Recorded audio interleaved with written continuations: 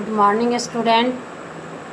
Class 8 के लिए chapter 12 में है कविता खिलौना, जिसके रचयिता सियाराम शरण गुप्त हैं।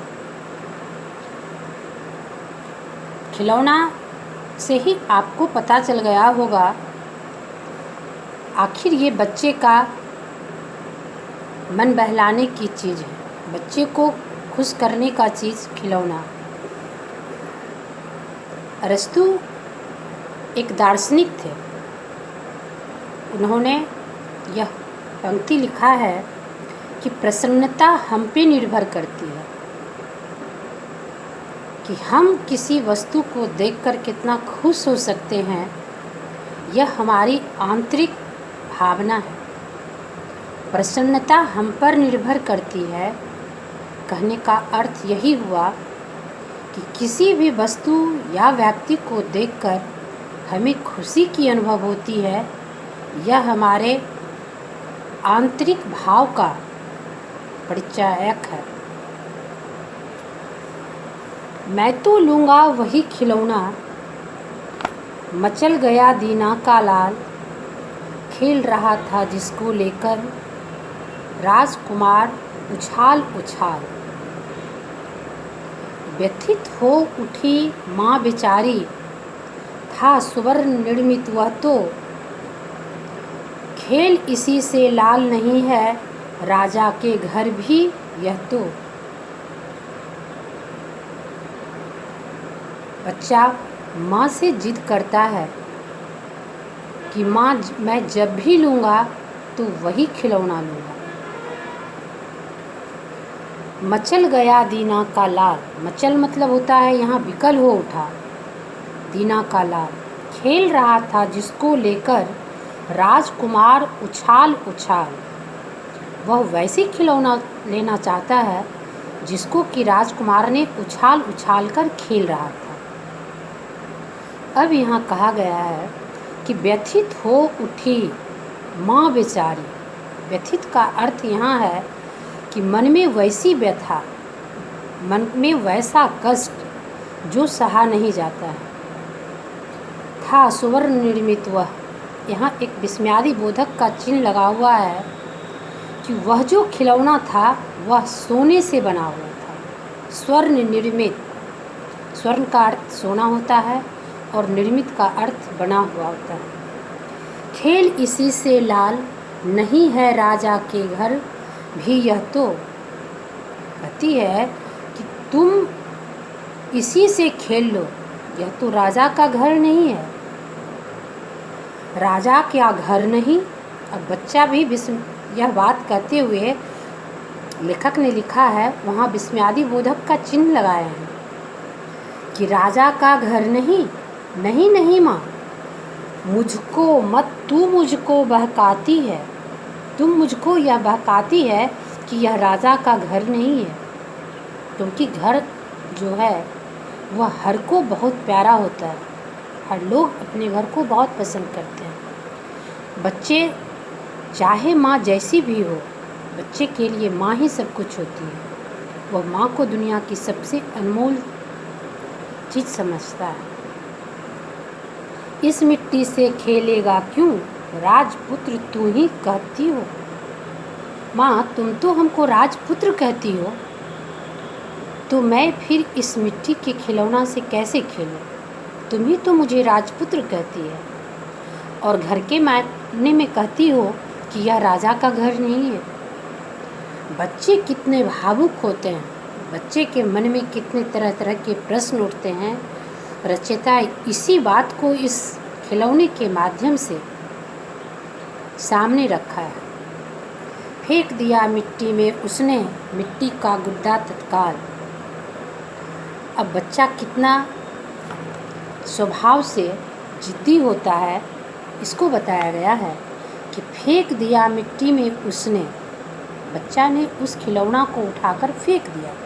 मिट्टी का गुड्डा तत्काल, तत्काल मतलब तुरंत। मैं तो लूँगा वही खिलौना, मचल गया दीना का लाल।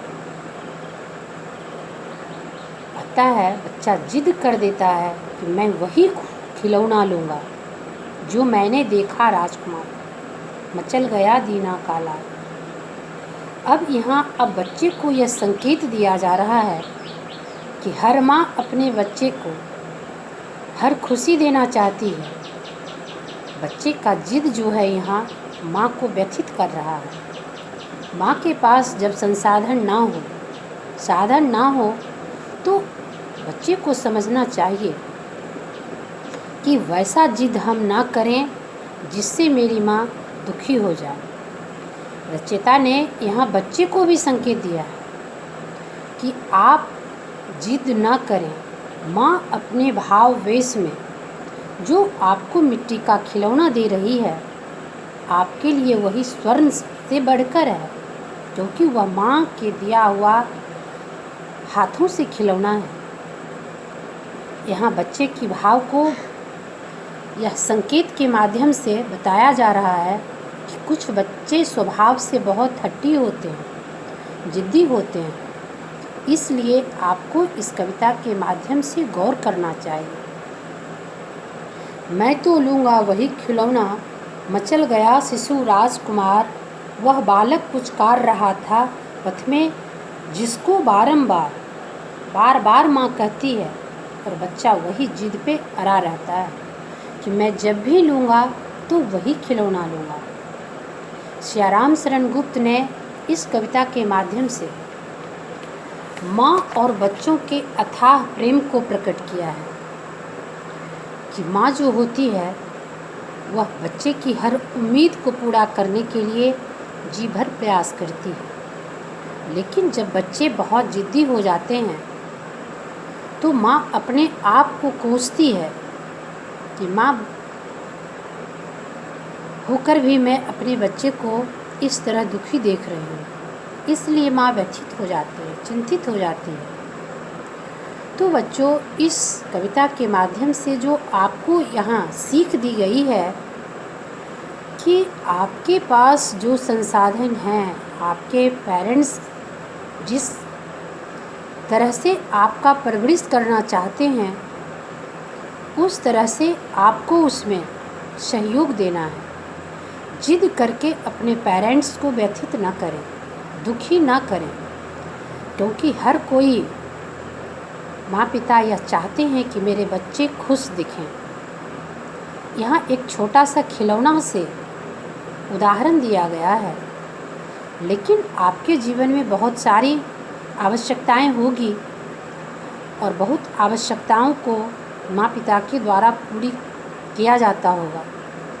लेकिन कुछ वैसी भी आवश्यकता होगी आपके मन में जो आपके अभिभावक अभी उसे पूरा नहीं कर पा रहे होंगे। तो क्या आपको इस प्रकार जिद करना है? नहीं, कविता के माध्यम से आपको यही बताया गया है कि माँ अपने पुत्र को राजपुत्र कहती है, इसलिए कि वह राजा के पुत्र से अपने पुत्र को कम स्नेह नहीं देती है।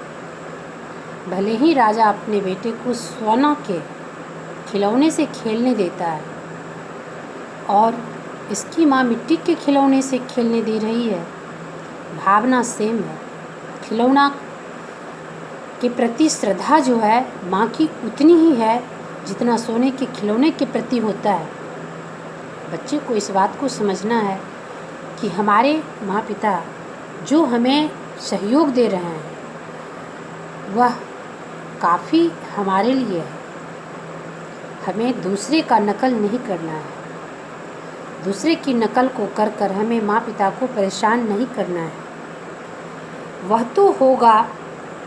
तो होगा मिट्टी का, खेलो तुम सोने से, दौड़ पड़े सब दास दासियाँ राजपुत्र के रोने से।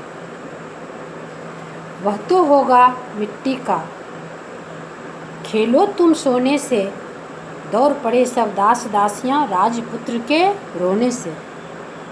अब यहाँ राजपुत्र के बारे में भी बताया गया है कि ऐसी बात नहीं है कि माँ जो होती है वह राजे महाराजे की जो माँ होते हैं, क्या उनके बच्चे जिद नहीं करते?